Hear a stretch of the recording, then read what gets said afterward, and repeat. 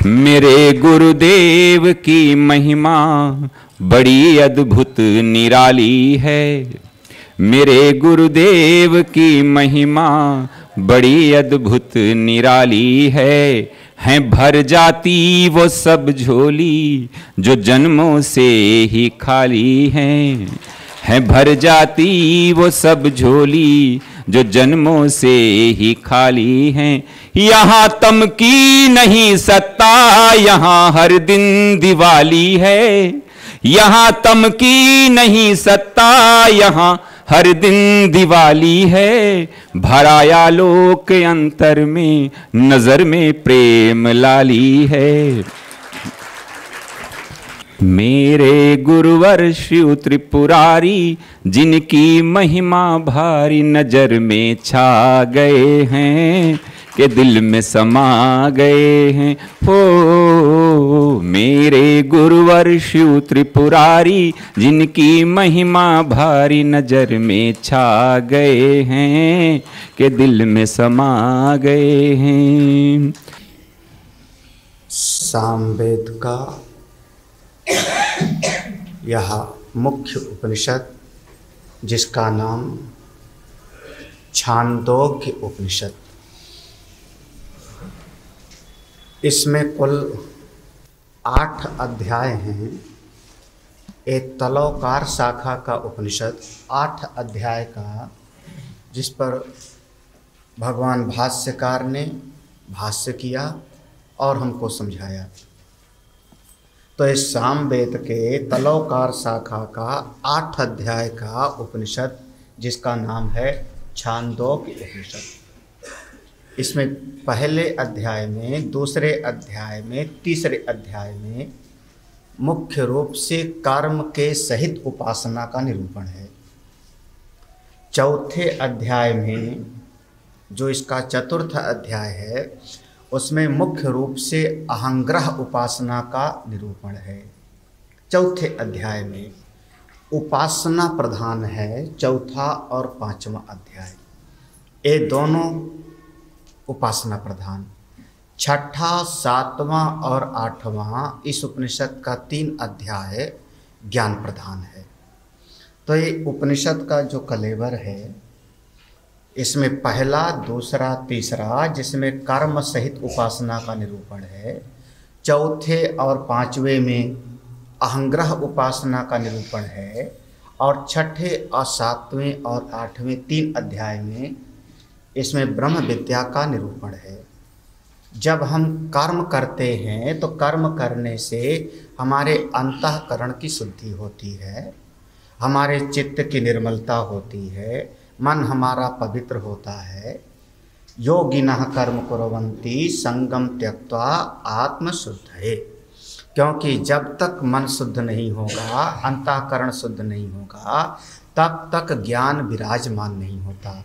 क्योंकि ज्ञान तो राजा है, राज विद्या राजगुह्यम, समस्त विद्याओं की राजा है। और जो राजा होता है, उसको किसी भी जगह पर ला करके बिठाना चाहो तो राजा नहीं बैठता। साधारण प्रजा कहीं पर भी बैठ जाएगी, लेकिन राजा के लिए तो उचित स्थान चाहिए, उचित जगह चाहिए। तो समस्त विद्याओं की राजा ब्रह्म विद्या, वो अशुद्ध मन में नहीं बैठती। इसलिए मन की शुद्धि का उपाय है कर्म करो। चित्त शुद्धि के लिए अच्छे प्रकार से कर्म करो। तो कर्म के साथ में जब हम भगवान की भक्ति करते हैं, थोड़ी भक्ति उपासना होती रहती है, तो उससे मन शुद्ध हो जाता है। और जब हम निश्चल भाव से, समर्पित भाव से भगवान की भक्ति करते हैं, पूरी तरह से प्रभु की समर्पण हो करके, उस भक्ति से चित्त हमारा एकाग्र हो जाता है। कर्म से चित्त की शुद्धि, भक्ति से चित्त की प्रबल एकाग्रता, अच्छी तरह से एक जगह पर केंद्रित हो जाती है बुद्धि हमारी। जब मन एकाग्र हो जाता है, तभी हम कोई बात समझने के लायक होते हैं। मन एकाग्र ना हो तो हमको बात समझ में ही नहीं आती। इसीलिए कहा भक्ति की बहुत ज़रूरत है, उपासना की बहुत ज़रूरत है। उपासना और भक्ति से अब चाहे हम भगवान की करें, चाहे हम भगवान जगन्नाथ स्वामी की करें, चाहे भगवान राम की करें, चाहे कन्हई की करें, चाहे भगवान शिव की करें, लेकिन भगवान की भक्ति का फल यही है कि हमारा चित्त अपने इष्ट देव में तल्लीन हो जाए, तन्मय हो जावे, एकाग्र हो जावे। और जब एकाग्र मन हो जाता है, उस एकाग्र मन को जब हम ब्रह्म विद्या का उपदेश करते हैं, आत्मज्ञान का उपदेश करते हैं, तो बहुत आसानी से उसको समझ में बात आ जाती है। तो ये हमारी साधना का 3 स्वरूप है, कर्म, उपासना और ज्ञान। तो कर्म से चित्त की शुद्धि, उपासना से मन की एकाग्रता और ब्रह्म विद्या से अविद्या का नाश, आवरण का नाश, जिससे जीव अपने सहज स्वरूप में, अपने आत्म स्वरूप में जाके अवस्थित हो जावे, अपने स्वरूप को प्राप्त कर लेवे। मुक्तस्य मुक्ति, प्राप्तस्य प्राप्ति। तो जो प्राप्त ही है, कहीं से पाना नहीं है, लेकिन भूल गया है जीव, विस्मृति हो गई है अपने स्वरूप की, तो उसका बोध हो जाता है, उसकी अनुभूति हो जाती है, उसकी सूरति आ गई, स्मृति आ जाती है। इस उद्देश्य को रख करके ये उपनिषद 3 भाग में विभक्त हो गया है, कर्म, उपासना। इसीलिए उपनिषद एक पूर्ण है एक तरीके से, जिसमें हम लोगों ने 4था अध्याय पहले पढ़ा था। पिछली बार जो लोग रहे होंगे शायद साधना शिविर में, उन लोगों ने 4था अध्याय पढ़ा। 4थे अध्याय में 2-3 कथाएं हैं। पहली कथा है 4थे अध्याय में कि ब्रह्म विद्या अगर चाहिए, ज्ञान चाहिए, तो आपके भीतर पात्रता चाहिए। बड़े से बड़ा सम्राट भी ज्ञान पाने के लिए किसी के पास भी जाया करता था। ऐसा नहीं है कि ज्ञानी हमेशा राजा ही होगा, ज्ञानी हमेशा धन संपन्नवान ही होगा, ऐसी बात नहीं थी। एक राजा, जनश्रुति नाम का राजा, जो बहुत ही अन्नदान किया करता था, लंगर चलवाया करता था, बड़ा उसका यश फैला हुआ था, वो ब्रह्म ज्ञान को पाने के लिए एक गाड़ी चलाने वाले रैक मुनि के पास गया और रैक मुनि के पास जाकर के उसने ब्रह्म विद्या को प्राप्त किया, जिसमें उपदेश दिया गया संवर्ग विद्या का। रैक मुनि ने राजा जनश्रुति को उपदेश दिया, उस विद्या का नाम है संवर्ग विद्या। ये हम लोगों ने पिछली बार साधना शिविर में श्रवण कर लिया था, सुना ही पड़ा हो। जो लोग नहीं आए थे शायद उनको नहीं ध्यान होगा, लेकिन इसमें वहाँ पर उपदेश है कम ब्रह्म खम ब्रह्म यदेव ब्रह्म तदेव खम यदेव खम तदेव कम। ऐसे वहाँ पर ब्रह्म विद्या का उपदेश दिया गया था। फिर दूसरा प्रसंग आया था कि एक सत्यकाम नाम का बालक था, जिसको अपने गोत्र का भी पता नहीं था, अपने कुल का भी पता नहीं था। वो जाबाला का बेटा था, ज्ञान पाने के लिए वो ऋषि की शरण में जाता है और ऋषि ने उससे पूछा कि तुम्हारा गोत्र क्या है। वो आकर के अपनी माँ से पूछता है, माँ ने बता दिया मुझको नहीं पता। वो बच्चा जाता है और ज्यों का त्यों वहाँ अपने गुरुदेव से कह देता है। उसके आचार्य ने कहा, तुम सत्य को चाहने वाले हो, तुम सत्य ही बोलते हो, हे पुत्र तुम ही वास्तविक ब्राह्मण हो, तुम ब्रह्म विद्या के पात्र हो। और आचार्य ने उसको ब्रह्म विद्या के लायक समझा, अपने गुरुकुल में रखा, समावर्तन, उसका उपनयन संस्कार कराया। उसके बाद आचार्य ने उस बालक सत्यकाम को 400 गौएं दिया, अपनी गौशाला में से दुबली पतली छांट के, दुबली पतली सी 400 गौएं छांट करके दे दिया और कह दिया कि सत्यकाम इस गौओं को ले जाओ, जंगल में चराओ और वहीं जंगल में रहना। 400 गौएं हैं, 2-4 गाय तो दूध देवेगी, उसका दूध पीना, वहीं जंगल में गौ की सेवा करना, जंगल में ही रहना। और जब 1000 गाय हो जाएंगी तो वापस आना, तब तुमको ब्रह्म विद्या का उपदेश हम करेंगे। अब समझना, 400 गाँव लेकर जाओ और 1000 हो जाए तो आओ, तब ब्रह्म विद्या का उपदेश करेंगे। और सत्यकाम 400 गौओं को लेके जाता है, उन गौओं की सेवा करता है, शाम को रखता है एक जगह पर, फिर शाम को सर्दी का समय है तो आग जला लेता है, सवेरे स्नान करता है सरोवर में, गाय को भी पानी पीना होगा, सरोवर के किनारे उनका पड़ाव पड़ता है। इस प्रकार से उसकी दिनचर्या शुरू हो जाती है। 1 साल बीतता, 2 साल बीतता है, उसकी साधना से, उसकी सेवा से वो गौएं इतना प्रसन्न हो जाती हैं कि गौओं से रहा नहीं जाता। तो गौओं का एक बछड़ा था, उस बछड़े ने कहा सत्यकाम हम 1000 हो गए, जो तुमको गुरुजी ने कहा था कि जब 1000 हो जाएंगे तब तुम वापस आना, हम 1000 हो गए, अब तुम चलो। अब वहां पर देख के लगता है कि सत्यकाम को रोज गिनते रहना चाहिए कि आज कितनी हो गई, अब कितने बछड़े पैदा हुए, कितने, लेकिन सत्यकाम को ध्यान भी नहीं है। तो बछड़े को कैसे पता लगा कि हम 1000 हो गए? लेकिन वो बछड़ा कहता है 1000 हम हो गए, अब ले चलो। उसने कहा जो आज्ञा। तब वो बछड़े ने कहा अरे ब्रह्म का एक पाद मैं तुमको सुनाता हूं। ब्रह्म के 4 पाद हैं, सो अयम आत्मा चतुष्पाद। अपना आत्मा ब्रह्म 4 पाद वाला है, 1 पाद का उपदेश तो मैं ही कर देता हूं। उसने कहा भगवान करिए। तो उस गाय के बछड़े ने एक प्रथम पाद का उपदेश किया। अपना जो आत्मा है ब्रह्म है, ये आत्मा प्रकाशवान है।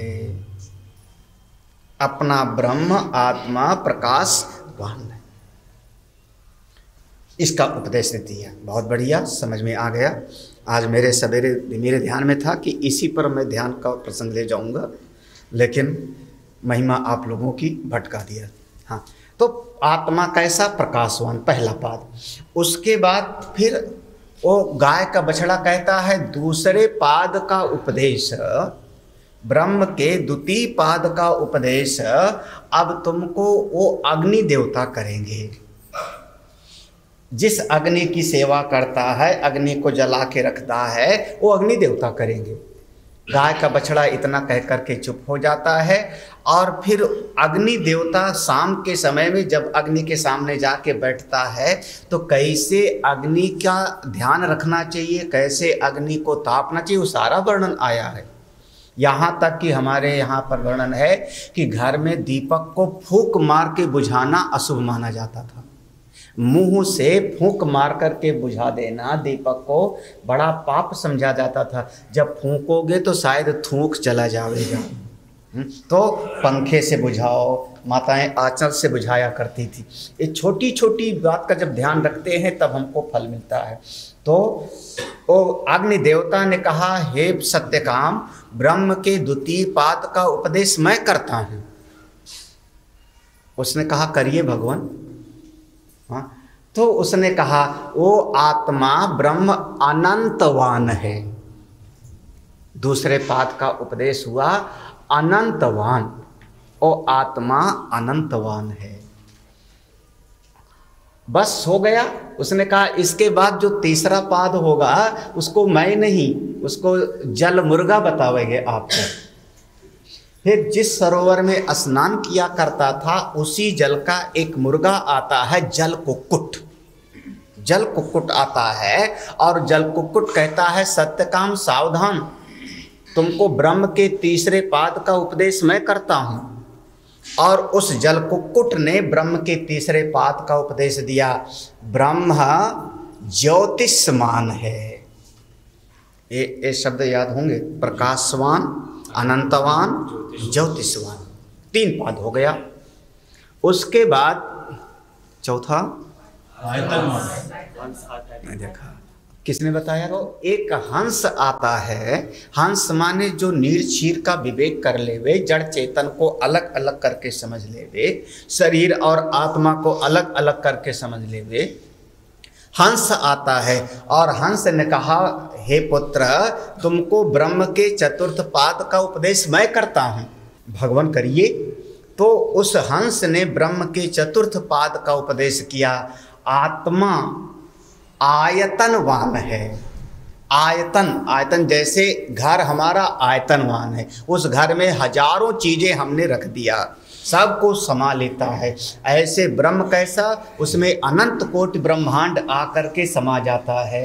अनंत कोटि ब्रह्मांड उसी से पैदा होता है, उसी में रहता है और उसी में समा जाता है। आयतनवान है। चारों पात का उपदेश हो गया। जब वहां से लौटता है तो गुरुजी ने देखा, अरे तेरा चेहरा तो ब्रह्म तेज से युक्त है, चमक रहा है तेरा चेहरा, कहाँ से ब्रह्म ज्ञान प्राप्त किया? उसने कहा, भगवान हमको उपदेश तो दिया, लेकिन आप बताइए, क्योंकि आचार्याध्याय ब्रह्म विद्या प्रतिष्ठा, जब तक आचार्य के मुख से ब्रह्म विद्या को हम नहीं सुनते तब तक ब्रह्म विद्या प्रतिष्ठित नहीं होती। आचार्य ने वही ब्रह्म विद्या का उपदेश, जो 3-4 पाद का उपदेश पहले सुना था, उसी उपदेश को पुनः आचार्य ने सुनाया और उसके बाद सत्यकाम ब्रह्म ज्ञानी हो जाता है। उसके बाद सत्यकाम का अपना गुरुकुल चलता है, उसके पास विद्यार्थी होते हैं, उसका अपना गुरुकुल चला फिर सत्यकाम जाबाल का। इस प्रकार से सत्यकाम को बोध प्राप्त हुआ। इसके बाद एक तीसरी भी कथा आती है इसमें। हाँ, यही सत्यकाम इसके पास उपकोशल नाम का एक विद्यार्थी आता है। जब इसका गुरुकुल चलने लगता है सत्यकाम का, इसका विवाह भी हो गया सत्यकाम का, तो उपकोशल देश का एक ब्रह्मचारी इसके पास ब्रह्म विद्या की प्राप्ति के लिए आया। बहुत सारे विद्यार्थी रहते थे इनके आश्रम में। धीरे धीरे धीरे धीरे सारे विद्यार्थी, जैसे आजकल की भाषा में ग्रेजुएट, उस समय जब विद्या प्राप्त कर लेते थे तो उनका समावर्तन संस्कार कर दिया जाता था। तो सत्यकाम ने एक दिन कहा अपनी पत्नी से, मैं थोड़ा बाहर जा रहा हूं, कुछ दिन के बाद आऊंगा, समय लगेगा। तो सत्यकाम ने जितने विद्यार्थी थे उनके आश्रम में सबका समावर्तन संस्कार कर दिया। तुम सब जाओ, केवल इस एक विद्यार्थी को छोड़ करके, उपकोशल को, इसी को छोड़ दिया, इसका समावर्तन संस्कार नहीं किया। तो पत्नी ने कहा, आपने सभी विद्यार्थियों का समावर्तन कर दिया, एक विद्यार्थी को छोड़ दिया। ये विद्यार्थी, इसने सच्चे मन से अग्नि की सेवा किया है, मेरी आपकी सेवा किया है, तो इसको भी आप उपदेश करिए। और सत्यकाम ने ध्यान ही नहीं दिया बात पर। जो उसने कहा, पत्नी ने ध्यान नहीं दिया, एक कान से सुना दूसरे से निकाल दिया और वहां से अपनी यात्रा पर चले गए। उसके बाद ये खाना पीना छोड़ देता है बालक।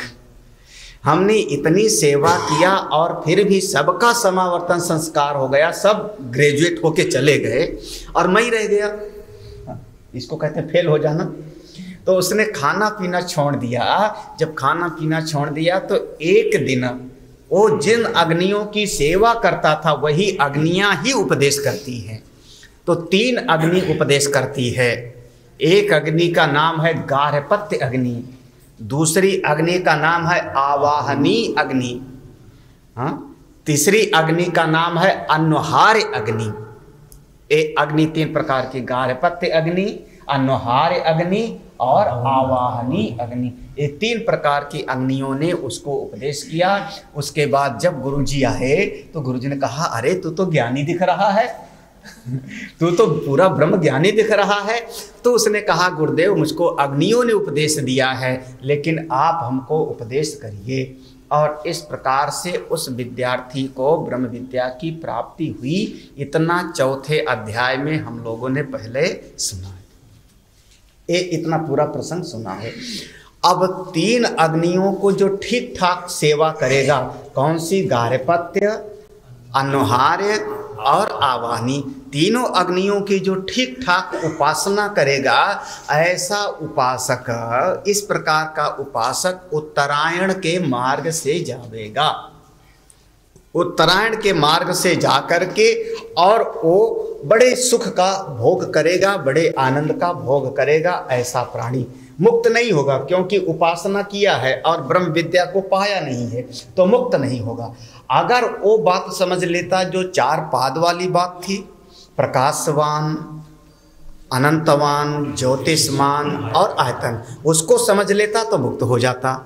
लेकिन वो नहीं समझ पाया और केवल अग्नि की उपासना करता रहा तो मुक्ति नहीं मिलेगी, उसको उत्तरायण की ही गति मिलेगी। और उत्तरायण की गति वाला आगे जाता है और जाकर के भिन्न भिन्न लोकों का अनुभव करके और वापस आता है। लेकिन कुछ ऐसे लोग हैं हमारे इसी जगत में जिनको उत्तरायण की गति नहीं प्राप्त होती, अपितु दक्षिणायन की गति प्राप्त होती है।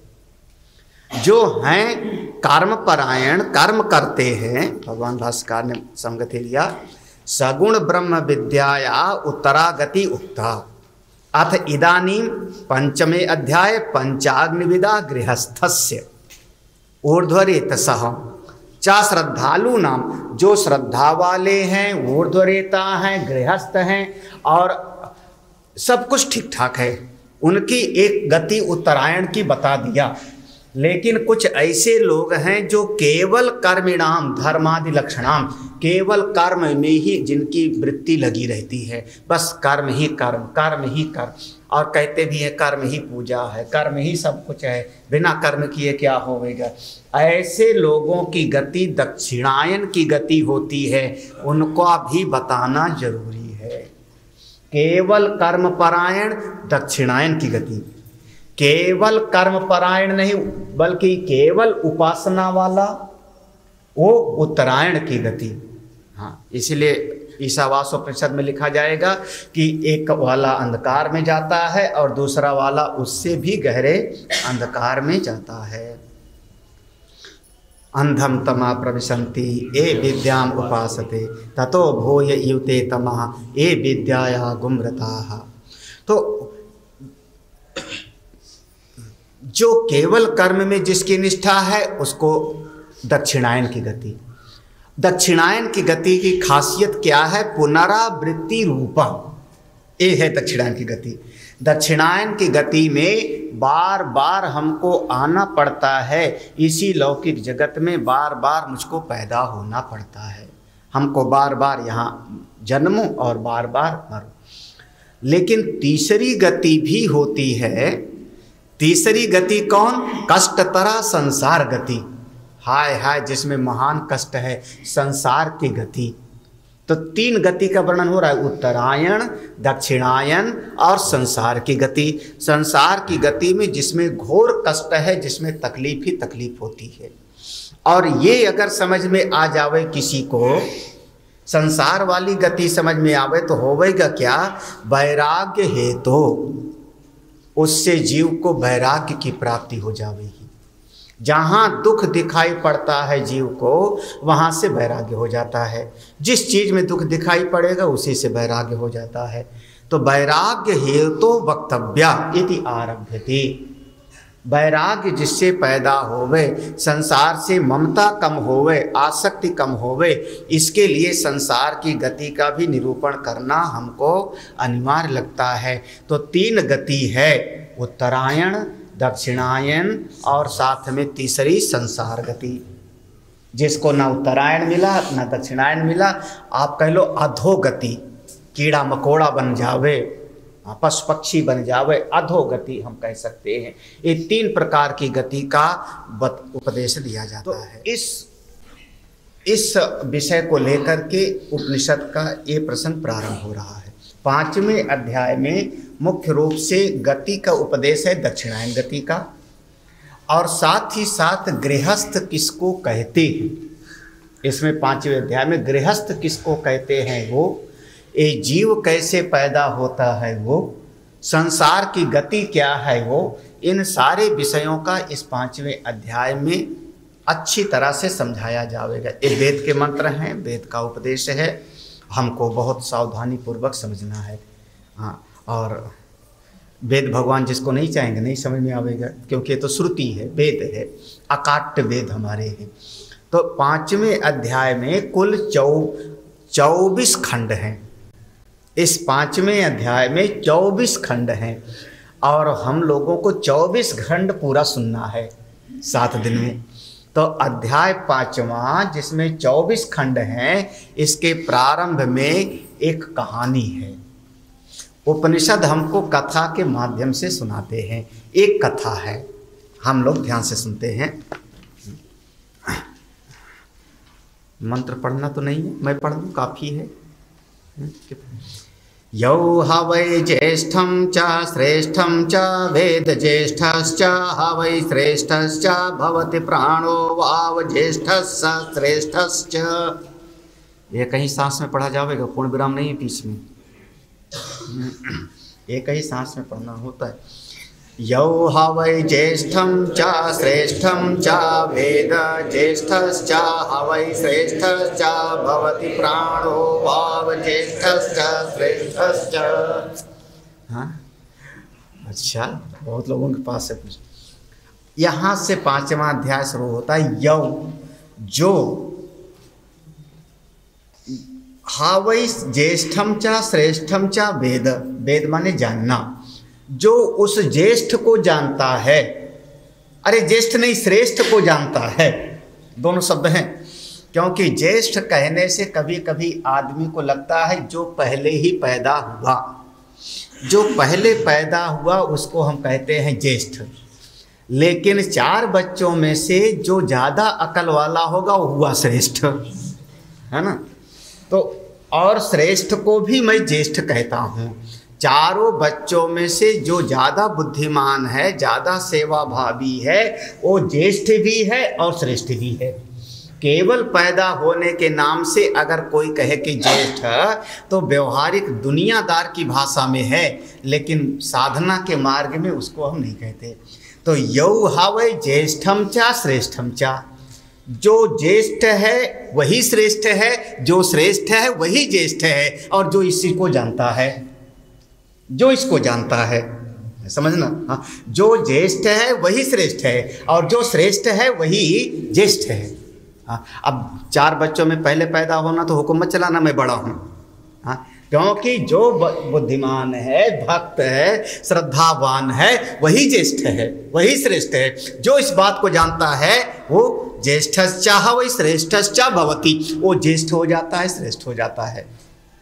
हाँ, क्या बढ़िया बात है भाई। जो ऐसे ज्येष्ठ और श्रेष्ठ को जानता है वो इस जगत में ज्येष्ठ और श्रेष्ठ की पदवी को पा लेता है। वो ज्येष्ठ भी हो जाता है और श्रेष्ठ भी हो जाता है।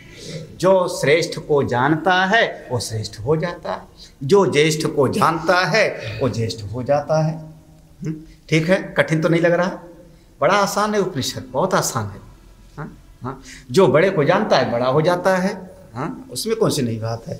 अरे भाई, बड़े कोई मंत्री उंत्री का कोई जानता होवे तो भी बड़ा आदमी जो है, लोग कहते भी, मोटरसाइकिल वाला कहता है, पुलिस वाले को डांटता है, तो हमको पता नहीं, हमको वो पहचानते हैं। हाँ, एसपी साहब से मेरी पहचान है, अभी फ़ोन मिलाऊँ। तो मतलब पुलिस वाला भी कहता अच्छा जाओ जाओ, कौन पंगा ले अभी इससे। तो ज्येष्ठश्च श्रेष्ठश्च, जो ज्येष्ठ को जानता है, श्रेष्ठ को जानता है, वो ज्येष्ठ और श्रेष्ठ हो जाता है। क्या बढ़िया बात है। अच्छा, कौन है आपके, चलो ठीक है, दुनिया की बात नहीं, हमारे इस शरीर में ज्येष्ठ कौन है, ज्येष्ठ कौन है, श्रेष्ठ कौन है? बोले प्राणो वाव ज्येष्ठश्च श्रेष्ठश्च। आपके इस शरीर में यह प्राण ही ज्येष्ठ भी है और सबसे श्रेष्ठ भी है। सबसे पहले प्राण ही चलना शुरू हुआ, ज्येष्ठ माने पहले प्राण ही चलना शुरू हुआ, उसके बाद कान से सुनाई पड़ा, उसके बाद आँख से दिखाई पड़ा, उसके बाद इंद्रियां अपना अपना काम करने लगती हैं, उसके बाद हमारा हाथ हिलता है, उसके बाद हम गर्भ से बाहर आए। जैसे गर्भ से आए, और गर्भ में भी हमारी प्राण शक्ति है।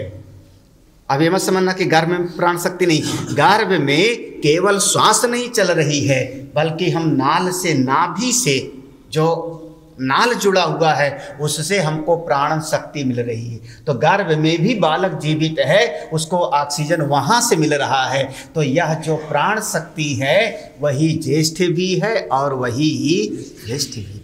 इसलिए जो इस प्राण को जानता है वो ज्येष्ठ और श्रेष्ठ हो जाता है। तो ज्येष्ठ कौन? प्राण। श्रेष्ठ कौन जीवन में? हाँ।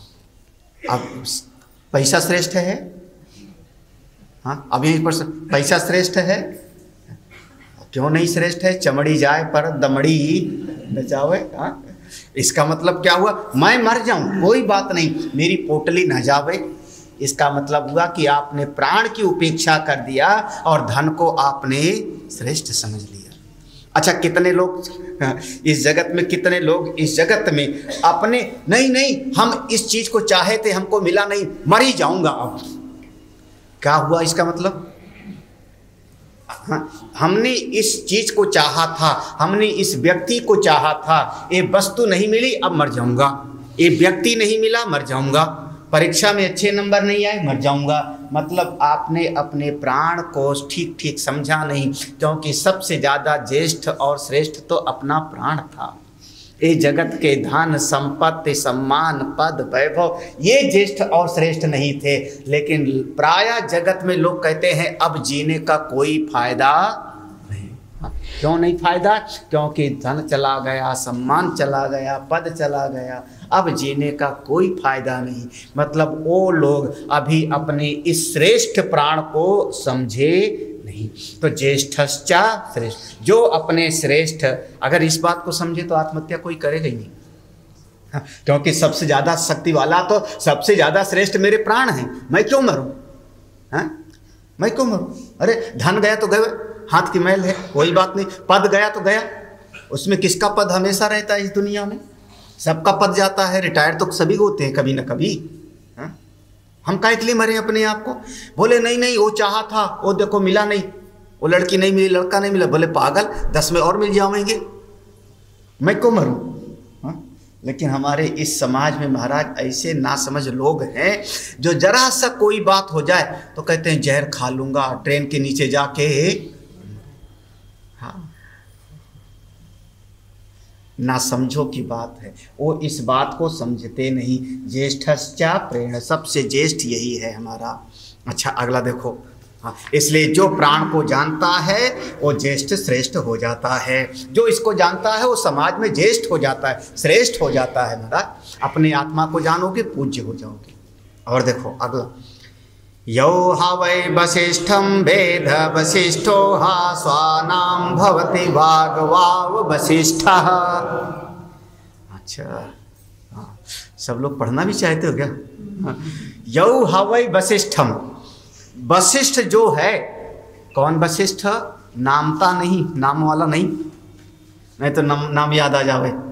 वशिष्ठ माने वसित्री तामम आच्छादित्रम, जो सबको आच्छादित करे, सबको व्याप्त करे, सबको अपने भीतर बैठने की जगह देवे, उसका नाम वशिष्ठ। सबको अपने भीतर समा लेवे, उसका नाम वशिष्ठ। पुराने जमाने में कहते थे घर में जगह ना हुए दिल में जगह है। एक ही कमरे में 10 लोग आ जाते थे तो भी कोई दुख नहीं होता था। अरे दिल में जगह है, आओ आओ, यहीं जमीन पे बिछा के सो जाते हैं। अब आजकल महाराज वो नहीं है, वो गया। अब आजकल तो कमरा खाली होवेगा फिर भी कोई आ जावे तो महाराज बिना बताए कैसे आ गए, जगह नहीं है। इसका मतलब अब वो वशिष्ठ वाली दृष्टि नहीं है। यौ हवै वशिष्ठम, जो ऐसे सबको समा लेने वाला वशिष्ठ को जानता है वो वशिष्ठ ही हो जाता है। किसमें? स्वानाम, अपनी जातियों में। स्वानाम माने अपनी जातियों में, ज्ञाति नाम, अपने समाज के बीच में जो ऐसे वशिष्ठ स्वरूप वाला होता है उसको जानता है, वो सबके बीच में श्रेष्ठ हो जाता है, वो वशिष्ठ ही हो जाता है। कौन है? वाक वाव वशिष्ठम, हमारी वाणी भी वशिष्ठ है। देखो एक समाज में वशिष्ठ हुआ जो सबको थोड़ा जगह देवे, भोजन पानी देवे। अभी समय के साथ में बदल गया। नहीं, पुराने लोग तो ऐसे होते थे समाज में कि दरवाजे पर से जो निकल जाता था उसको पानी पिए बगैर जाने नहीं देते थे। और खाली पानी नहीं, साथ में गुड़ भी होता था। हाँ, ऐसा गुड़ हो, बतासा हो, गुड़ बतासा, कुछ न कुछ, खाली पानी। हाँ, अरे खाली पानी, छूछ पानी पिलाना अशुभ है। किसी के परिवार में देखा हो तो दरवाजे से, अरे पानी पीता जा भैया। हाँ, और आप दरवाजे पर घंटी भी बजाओ ना तो अंदर से आवाज आएगी, कहाँ से आया? पानी नहीं मिलेगा। समझ? तो पहले लोग सबको जगा दे देते थे। वशिष्ठम, जो इसको जानता था यही आयतनवान भवती हो जाता था, वो वशिष्ठ हो जाता था, अपने समाज के बीच में सम्माननीय हो जाता था। कौन है? वाक वाव। और अच्छा, पानी तो पिलाना चाहते हो आप, अरे पानी पीता जा, लेकिन अगर मीठा नहीं बोलोगे तो कोई तुम्हारे पानी के लिए मरा जा रहा है। अगर आपकी वाणी ठीक ठाक नहीं है तो अपना भोजन अपना पानी सब अपने पास रखे रहो। तो वाक वाव वशिष्ठम, ये वाणी भी हमारी वशिष्ठ है। क्योंकि भगवान भास्कर ने बड़ा बढ़िया शब्द प्रयोग किया, बहुत सुंदर शब्द प्रयोग किया है, पढ़ने लायक। भास्कर का शब्द देखना यहाँ पर, वाक वाव वशिष्ठा, नीचे देखना भाषण, वाग्मीनो ही पुरुषाः वसंती अभिभवंती अन्यान वसुम उत्तमाश्च अतो वाग वशिष्ठ। हाँ, कस तरह ही वशिष्ठ। वशिष्ठ क्यों होता है? बोले जिसको वाणी पर संयम होता है, जो वाणी से अच्छी प्रकार से बोलना आता है, जिसको, वो दूसरे को पराभूत कर लेते हैं, दूसरे को बस में कर लेते हैं अपनी वाणी से। और साथ ही साथ जब वाणी से दूसरे को बस में कर लेते हैं तो उनके पास धन भी खूब इकट्ठा हो जाता है, तो धनवान भी होते हैं। देखो कितनी बढ़िया बात कही। अब भाई महात्मा लोग वाणी का ही तो खाते पीते हैं, और क्या? केवल जबान के कारण ही तो खाते पीते हैं। हाँ, बुद्धि जबान और का अगर थोड़ा कड़वा बोलना शुरू कर दें तो कौन किसी के पास आएगा?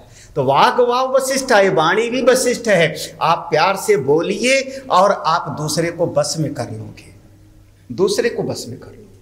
हाँ, और जब दूसरे को बस में कर लोगे तो दूसरा आपके लिए जो कुछ उसके पास होगा आपको देगा भी ना, क्योंकि उसका आपसे प्रीति हो गई, प्रेम हो गया, तो जो उसके पास में है आपको देगा भी, तो आपके पास चारों तरफ से इकट्ठा होता चला जाएगा। इसलिए वाणी ही सबसे ज्यादा वशिष्ठ है। अपनी वाणी से बढ़िया बोलने का प्रयास करो, मीठा बोलने। वाग वाव वशिष्ठा, वाणी ही वशिष्ठ है। ऐसी वाणी बोलिए मन का आपा खोए और उनको शीतल करे, आप हो शीतल। वाग वाव वशिष्ठा, ये वाणी की वशिष्ठता तो प्राय आप देखो व्यापारी लोग खूब जानते हैं। हाँ महाराज, बिल्कुल इतना प्यार से बोलेंगे। हाँ, इतना प्यार से बोलेंगे दुकान वाले।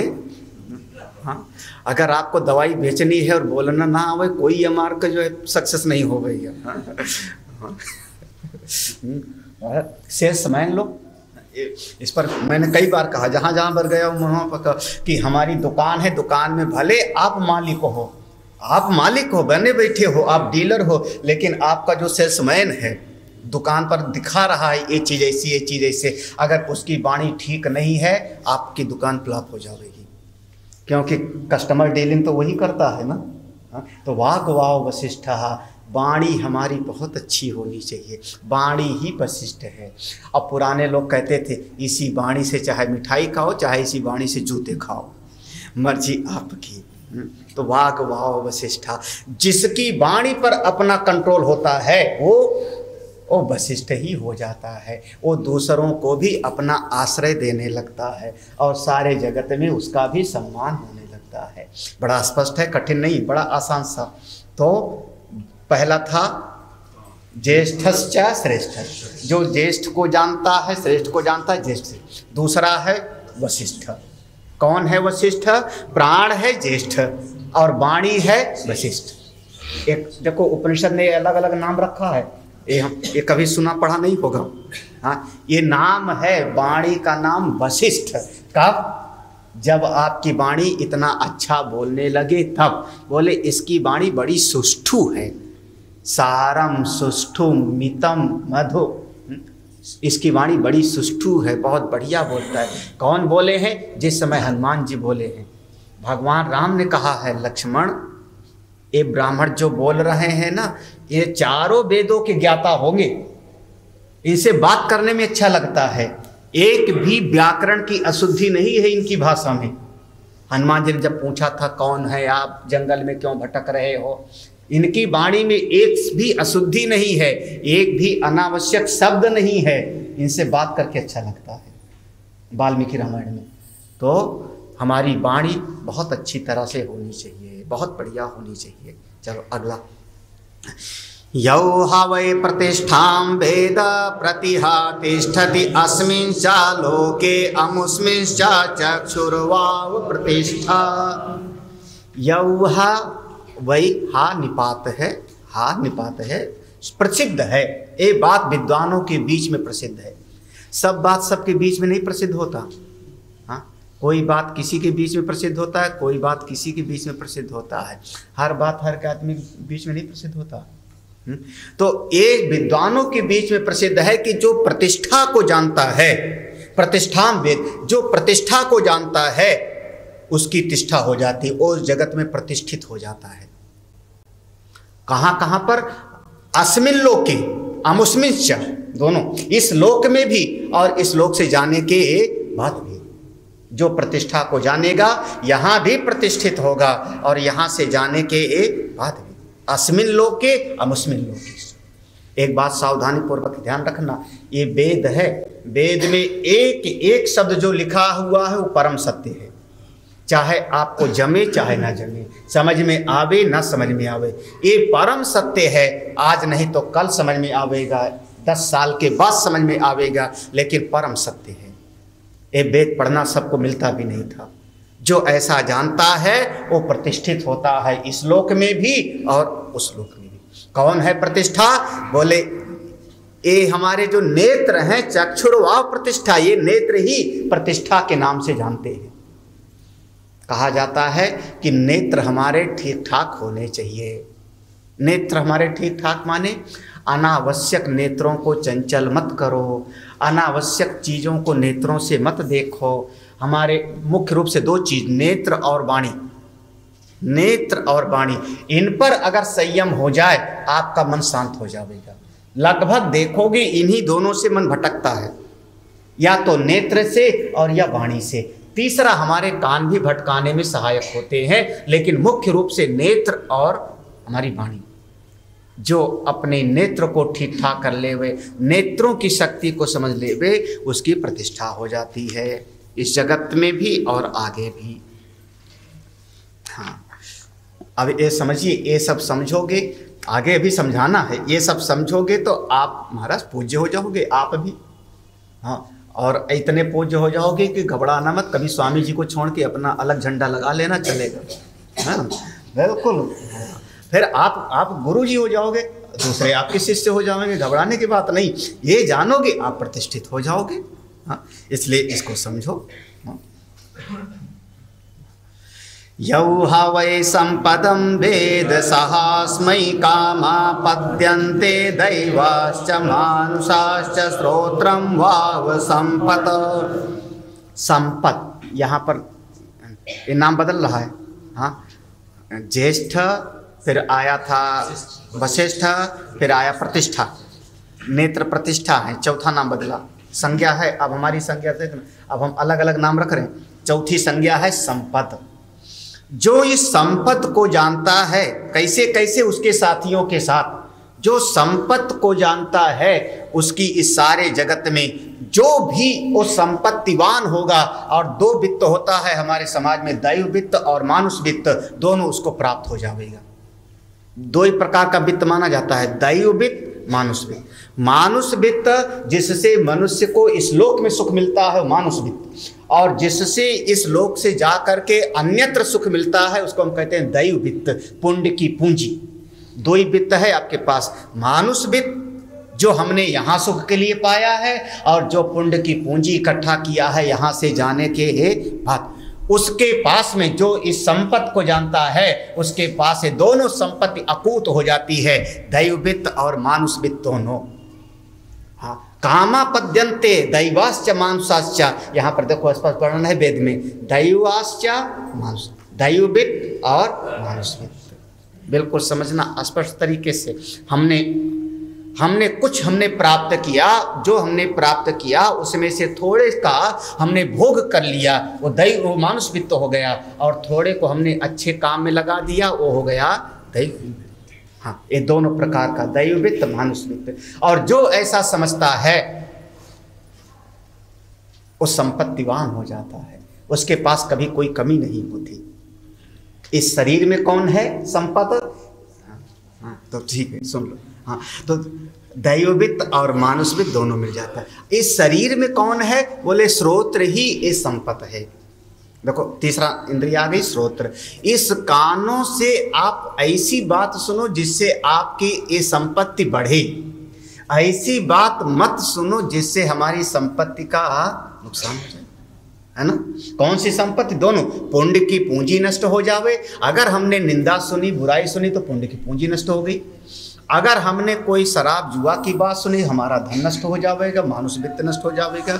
तो अपने इन श्रोत्र से वैसी ही बातों का श्रवण करो जिससे हमारे दैव और मानुष दोनों वित्त की ही बढ़ोतरी हो। ऐसी बात सुनने को ना पड़े, ना मिले जिससे हमारी संपत्ति का नुकसान हो। भाई ऐसी क्या समझदारी कि हमारा अपने खो जावे। हाँ, तो कान ही हमारे संपत्त हैं। अब सब इंद्रियों का नाम हो गया। हाँ ठीक है। अब एक सबका मूल रह गया, उसका नाम समझो।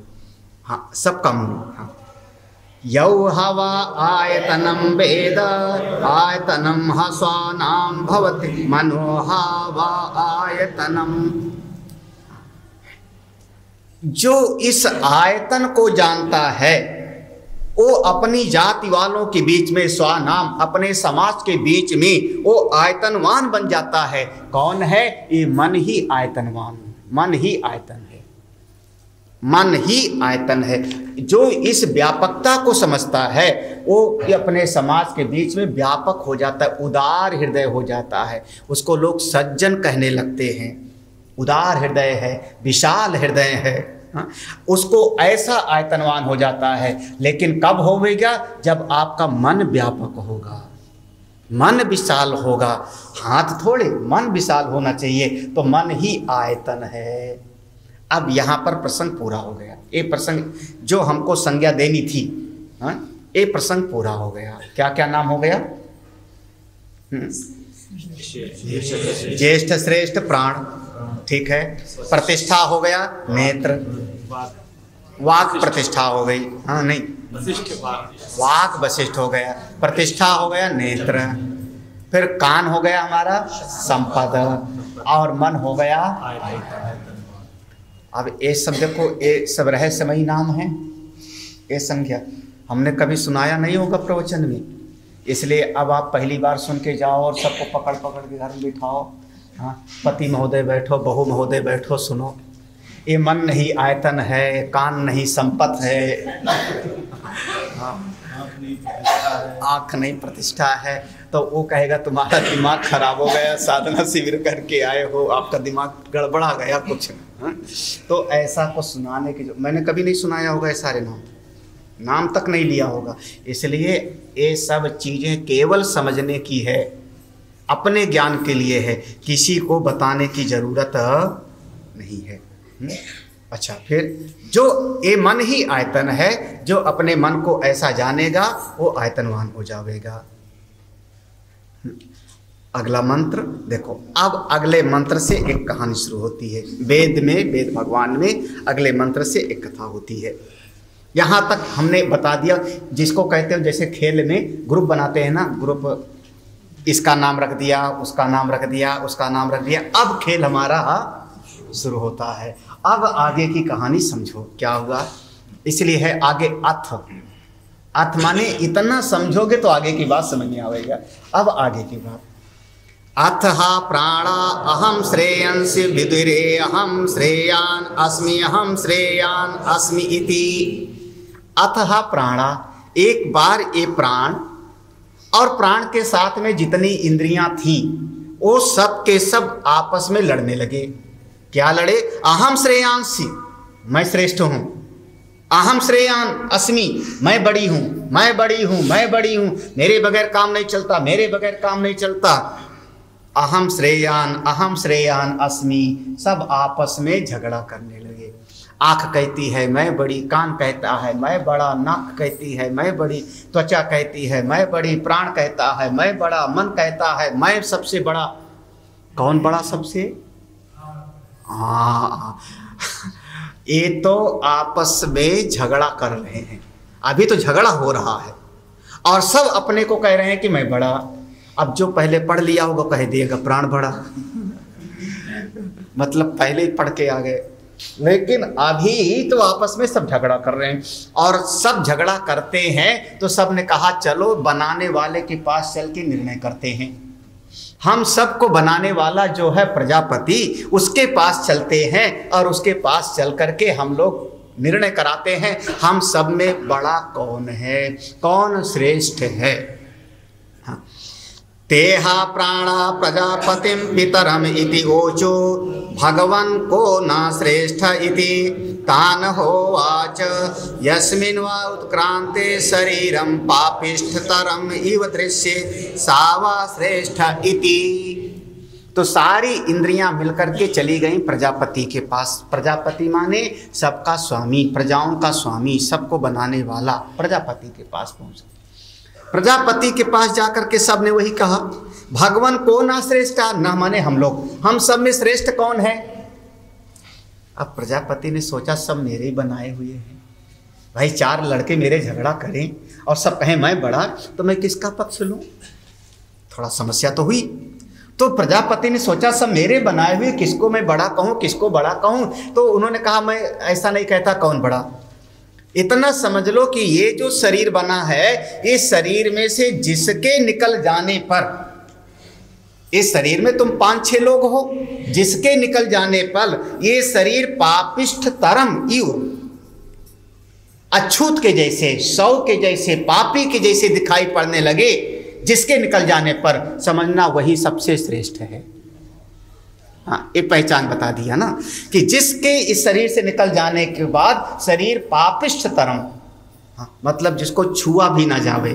हाँ, और छू लेवे तो आदमी कहता है कि अब नहाओ। अरे नहाओ ही मत, नीम की पत्ती चबा के आओ, हाँ, मिर्चा खा के आओ, पाँव को आग में छुआ के आओ। हाँ, इतना इतना अशुद्ध। हाँ, और कई बार तो लोग जो है बहुत अपशब्द बोलते हैं मैंने। हाँ, जब शरीर बहुत भारी हो गए और लेके जाते हैं कंधे पर, तो परिवार वाले तो बेचारे उनका मन दुखी होता है, जो अपने बच्चे हैं, जो अपने नाते वाले हैं, उनका तो मन दुखी। लेकिन हम लोगों की तरफ तो करीब 4 कोस 14-15 किलोमीटर तक लेके गंगा जी के किनारे जाया करते थे। हाँ, कोई मर जावे तो कहते थे गंगा जी ले जाओ, ट्रैक्टर्स पे नहीं लाते थे, कंधे पर से बिट, और कितनी जगह रखना है वो भी निश्चित होता था, कंधा बदलते हुए रखने का भी जगह निश्चित होता था, सब जगह नहीं रखते।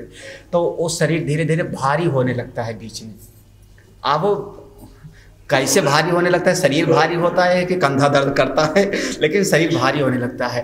तो जब परिवार के अलावा जो मोहल्ले वाले जब कंधे पर रखते, तो आपस में एक दूसरे को सुना सुना के गाली भी देते हैं। हाँ, जिंदगी भर सताया, मरने के बाद भी सता रहा है। पापिष्ठ तरम, अशुद्ध लगने लगे।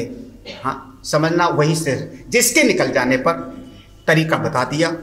अब इसके बाद जब इतना तरीका बता दिया, सब वहां से चले आए। सब वहां से चले आए तो जो पहले वाणी थी अपनी, क्या नाम था, वशिष्ठ। हाँ, वाणी, इसने कहा पहले मैं जाता हूं, पहले मैं जाता हूं, मैं जाता हूं, तुम लोग मानते नहीं हो, मैं सबसे बड़ा हूं, तुम लोग समझते नहीं, मैं जा रहा हूं। सबने कहा जाओ। साहा वाग उच्चक्रमं सा संवत्सरं प्रोष्य पर्येतु वाच कथम अस्कततेर्मज्जीवितुम् इति यथा कला अवदन्ता प्राणन्ता प्राणेन पश्यन्ता चक्षुषा शृण्वन्ता श्रोत्रेण ध्यायन्तो मनसा एवं इति प्राविवेशः वाक्। वाणी चली गई। साहा वाग उच्चक्रम, वो चला गया और 1 साल तक वापस नहीं आया। सा संवत्सरम, 1 साल तक वापस नहीं आया। 1 साल का प्रवास करके, हाँ, प्रोस्य माने प्रवास से, प्रवास, स्वाव्यापार निवृत्ता, अपना काम करना छोड़ दिया। वाणी ने अपना काम करना छोड़ दिया, स्वाव्यापार निवृत्ता। और 1 साल के बाद में वाणी आई तो देखा कि आदमी तो जिंदा है। तो वाणी ने पूछा कथम अस्कततेर मत जीवितुम, मेरे बगैर तुम लोग कैसे जिंदा रहे। तो सबने मिलके कहा उसमें कौन सी बात है, यथा कला अवदंता, हाँ, यथा कला अवदंता, जैसे गूंगे लोग बिना बोले जी लेते हैं, गूंगा आदमी बिना बोले जी लेता है। फिर प्राणंता प्राणे, हाँ, जैसे प्राण चलते हैं। पश्यंता चक्षुषा, हाँ, अपने कान से सुन रहे थे, कान नेत्र से देख रहे थे, और जैसे गूंगा आदमी जी लेता है, कान से देखते हुए, कान से सुनते हुए, आंख से देखते हुए हमने भी जीवन जी लिया। उसमें कौन सी बात है? वाणी ने कहा अच्छा मेरे बगैर भी 1 साल जी लिए, तो फिर मेरे जाने का कोई फायदा नहीं, मैं वापस आ जाता हूँ। तो वाणी जो है प्रविवेश वाक, वाणी फिर से प्रवेश कर गई। आप समझ लेना इतने से, अब यही बार बार हो गई है, अब यही मंत्र बार बार आवेगा। उसके बाद अब क्या हुआ? चक्षुर हो उचक्राम तत्संवत्सरम प्रोस्य पर्येतुवाच कथम असकततेर मज्जीवितुम इति यथा अंधा अपश्यन्ता प्राणन्ता प्राणेन वदन्तो वाचा शृण्वन्ता श्रोत्रेण ध्यायन्तो मनसा एवं इति प्रविवेशः चक्षुः। बिल्कुल वैसे फिर दूसरा अकड़ करके गए हमारे चक्षु। उन्होंने कहा तुम समझते नहीं कि मैं बड़ा हूं, मैं जा रहा हूं, तो नेत्र चले गए। साल भर वो अपना काम नहीं किए नेत्र, मतलब नेत्र से दिखाई नहीं पड़ा साल भर। साल भर के बाद नेत्र देवता आए, कैसा रहा? सबने कहा उसमें क्या, जैसे अंधा जीता वैसे हम जी लिए, जैसे सूरदास जीते हम जी लिए। फिर यथा अंधा अपश्यंता, जैसे अंधा बिना देखते हुए भी, क्योंकि प्राण चलता रहेगा, वाणी से बोलता रहेगा, कान से सुनता रहेगा, मन से ध्यान करता रहेगा, ऐसे हमने भी जी लिया। चक्षु ने कहा फिर मैं आ जाता हूं वापस। चक्षु वापस आ गए। अब देखो तीसरा, श्रोत्रम हो चक्राम तत्संवत्सरम प्रोस्य पर्येतुवाच कथम अस्कततेर्मज्जीवितुम इति यथा बधिरा अशृण्वन्ता प्राणन्ता प्राणेन वदन्तो वाचा पश्यन्त चक्षुषा ध्यायन्तो मनसा एवं इति प्राविवेशः श्रोत्रम। अब कान की वैसी बात समझ लो, आसान है। किसने कौन कहता है उपनिषद बहुत कठिन है? वेद कठिन लग रहा है? कितना आसान। हाँ? अरे आगे भी आसान है। पूरा ही आसान है। अब कान ने वैसे अकड़ दिखाई, तुम लोग मेरी बात नहीं सुनते, मैं जा रहा हूं, तो कान चला गया। श्रोत्रम हो चाहे साल भर वो अपना काम नहीं किया, कान बिल्कुल कान से सुनाई नहीं पड़ा साल भर। तो जैसे अब वो कान चला गया, उसके बाद फिर 1 साल के बाद लौट करके आया। उसने कहा कि कहो कैसी रही? सबने कहा क्या हुआ उसमें का फर्क क्या पड़ा? यथा बधिरा, जैसे वज्र बहरा, अशृण्वन्ता बिना सुने ही फिर करता, श्वास लेता है, वाणी से बोलता है, पश्यन्ति आंखों से देखता है, मन से ध्यान करता है, बस सुनाई तो नहीं पड़ता, ऐसे मैंने जी लिया। कान ने कहा फिर मैं वापस आ जाता हूँ। फिर मैं वापस आ, जब मेरे बगैर भी तुम्हारा काम चल गया तो मेरे जाने का कोई फायदा नहीं। कान वापस आ गया। अब एक एक इंद्रिय वापस आ गई। अब मन ने कहा ठीक है, तुम लोग समझते नहीं, मैं सबका राजा हूं, सब जगह लिखा है मन ही सबका मालिक है, मन ही सबका मैं जाता हूं। सबने कहा पधारो आप। मनो हो उच्चक्राम तत्संवत्सरम प्रोस्य पर्येतुवाच कथम अस्कततेर्मज्जीवितुम इति यथा बाला अमनसा प्राणन्ता प्राणेन वदन्तो वाचा पश्यन्त चक्षुषा शृण्वन्ता श्रोत्रेण ये प्रविवेशः मनः। अब मन ने कहा मैं जाता हूं। बोले जाओ। मन चला गया। अरे मन चले गए, साल भर तक काम नहीं किया अपना मन, फिर वापस आया। कैसे रहे तुम लोग? सबने कहा यथा बाला, जैसे छोटा सा बच्चा 6 महीने का, 6 महीने का बच्चा है, 4 महीने का, उसके पास मन काम नहीं करता है, लेकिन फिर भी उसका श्वास चलती है, वाणी से रोता है, आंख से देखता है, कान से सुनता है, ऐसे हमने जी लिया। आप आजकल तो वेंटिलेटर कर रहे हो, मन काम नहीं कर रहा, कोमा में है, मन काम नहीं कर रहा, लेकिन जिंदा तो है। कोमा में है तो उस देख नहीं पा रहा है। लेकिन जैसे बाला, इसलिए लिखा यथा बाला, जैसे बिल्कुल छोटा सा बच्चा, ऐसे मैंने जी लिया। कोमा में 3-3 साल लोग जी लेते हैं। 3-3 साल, हाँ 3-3 साल जी लेते। हाँ तो हाँ बड़े बड़े तो मन है नहीं और फिर भी जी लेते हैं, ऐसे हमने जी लिया। मन ने कहा फिर मैं वापस आ जाता हूँ। मन भी वापस आ गया। अभी तक एक चुपचाप बैठे थे। हाँ, उसने कहा सबका हो गया आना जाना। ये बिल्कुल हमको लगता है यहीं से देवियों का मायके जाना तय हुआ। कोई मानता नहीं मेरी घर में बात, मैं जा रही हूँ। खाने का तरस हो गया तब याद आवेगा। और महाराज वहाँ साल भर, अरे महीने भर में ही हाय तौबा होने लगती। फोन नहीं किया, बुलाया नहीं, कोई है नहीं, इनके लिए क्या होता है, मैं मर जाऊं तो भी क्या। सही बात है, आप लोग अनुभव कर, आकड़ के तो चली जाती है मायके और दूसरे तीसरे दिन से फिर इंतजार करती है बुलाया जावे। बिल्कुल वही हालत है। चलो अब प्राण राम जाते हैं, अगला पढ़ो, पढ़िए मंत्र। अतः प्राण उच्चिक्रम उच्चिक्रमस्य यथा सुहया षड्विशंकुं संख्ये देवमितरान् प्राणान् समखिदत्त हावि समेत ओचो भगवन् एधि त्वं न श्रेष्ठो वसि मा उत्क्रामिरी इति। थोड़ा कठिन मंत्र है। अब इसके बाद प्राण ने कहा ठीक है अब मैं जाता हूं। और प्राण ने जैसे कोशिश किया जाने के लिए तो वो अचानक ही सुहाया, सुहाया कहते हैं जैसे कभी आप देखोगे तो हाथी को या घोड़े को पांव से रस्सी से बांधते हैं तो एक कील गाड़ देते, खूंटा। हाँ, तो जैसे घोड़े को खोले तो घोड़ा कभी गुस्से में जब भागना चाहे तो कील को उखाड़ लेता है, कि ताकत आया कील को उखाड़ के भाग जाता है या खूंटे को उखाड़ के भाग जाता है। ऐसे जब प्राण चलने की इच्छा किया तो जैसे घोड़े का कील, ऐसे जितने ये थे चक्षु श्रोत्र, इनकी सबकी कीलें उखड़ने लगी।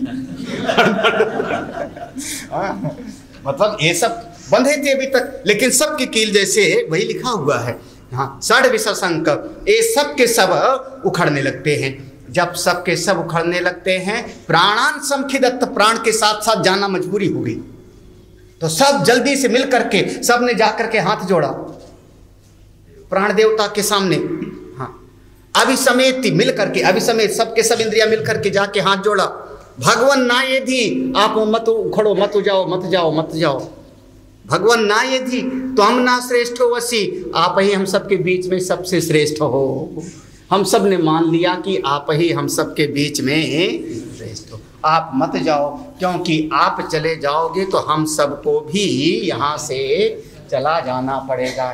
तब से ये प्राण हमारे सबसे श्रेष्ठ हैं, इसलिए अपने प्राण शक्ति को भगवान ने कितनी महिमा दी है महाराज, थोड़ा अनुभव तो करो। मैं जिंदा हूँ ये क्या कम है, मैं जीवित हूँ, हाड़ मांस का शरीर बोल रहा है, अस्थि पंजर ये चल फिर रहा है, वो परमात्मा की शक्ति है मुझमें, ये प्राण ही सब कुछ है। अब अगला देखो, अगला मंत्र। अब जब प्राण रुकने लगा, रुक गया, नहीं उखड़ता वहां से भीतर से, तो जितनी इंद्रियां हैं सब हाथ जोड़ के स्तुति करती। अब भाई अब रुक गया, अभी कहा कि मैंने मान लिया कि आप सब में हमसे श्रेष्ठ हो, तो अब रुक गया, तो अब स्तुति करती हैं सब मिल करके। और एक कोई नई बात नहीं है, क्लास में जो सबसे ज़्यादा पढ़ा लिखा होता है, ज़्यादा तेज होता है ना, दूसरे बच्चे उसको चॉकलेट देते हैं, उससे दोस्ती करना चाहते हैं। और मतलब अलग होता है कि किसी दिन नोट्स मिल जाए भाई, हाँ, लेकिन सारे बच्चे उससे दोस्ती करने के लिए तैयार होते हैं, तुम बहुत अच्छे हो, तुम बहुत अच्छे हो, क्योंकि वो श्रेष्ठ है। ऐसे ही अब ये प्राण की सब स्तुति करते हैं, क्या कहते हैं? अत हैनम वागुवाच यदहम वसिष्ठो वस्मि त्वं तद वसिष्ठो असीति। अथ हैनम चक्षु उवाच यदहम प्रतिष्ठा अस्मि त्वं तत् प्रतिष्ठा असि इति। अथ हैनम श्रोत्रम उवाच यदहम संपद अस्मि त्वं तत्संपद असि इति। अथ हैनम मन उवाच यद अहम आयतनम अस्मि त्वं तद आयतनम असि इति। देखो सबका नाम याद रखना। हाँ, अब सब मिल करके स्तुति करते हैं। सबसे पहले वाणी ने कहा, हे भगवान, जो मेरे वशिष्ठ हूँ, मेरे कारण लोग धनवान हो जाते हैं, सम्मानवान हो जाते हैं, वो मेरे वाणी के कारण नहीं, आप ही के कारण है। वो वशिष्ठ वास्तव में आप हो। अगर जिंदा ना हो तो वाणी बोल के दिखावे फिर मीठी मीठी बात। तो ये मुझको वशिष्ठ कहते हैं, लेकिन वास्तव में वशिष्ठ तो आप हो, चेतन शक्ति हो, आत्मा स्वरूप हो। अब फिर दूसरे चक्षु देवता खड़े हुए, उन्होंने कहा भगवान ये जो मुझको प्रतिष्ठा कहते हैं, सब मुझसे प्रतिष्ठित होता है, मैं ही नहीं कुछ हूं, ये तो प्रतिष्ठा तो आपके कारण है। आप चेतन हो, प्राण राम हो, तो मैं चेतन हूं। उसके बाद फिर कान ने कहा भगवान जो मुझको संपद कहते हैं, संपद, मैं संपद नहीं हूं, मैं समझ गया हूं, आपके कारण मैं संपद हूं। सारी शक्ति आपकी है, असल में आप ही संपत हो। और अंत में चौथे मन राम हुए, भगवान आयतन आयतन मुझको कहते हैं, मैं आयतन नहीं हूं, यद हम आयतनम, जो मेरे भीतर आयतन पना है वो तो आप ही के कारण है।